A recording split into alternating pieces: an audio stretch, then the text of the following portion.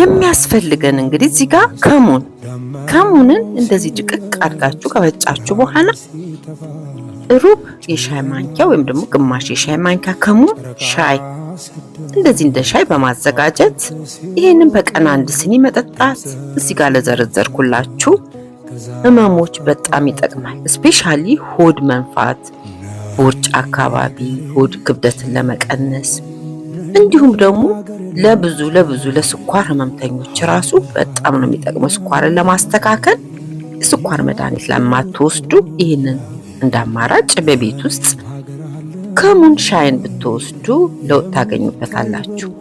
ከሙን ሻይ እንቅልፍን ቢላላችሁ ራሱ በጣም የሚረዳ የሻይ አይነት ነውና ከሙን ሻይን ማታ ከመተኛታችሁ በፊት 1 ሲኒ ሻይ ብትጠጡ ተመራጭነት አለውና እንደዚህ ፈይታችሁ አዘጋጁ። የተባረከ ጊዜ ይሁንልን።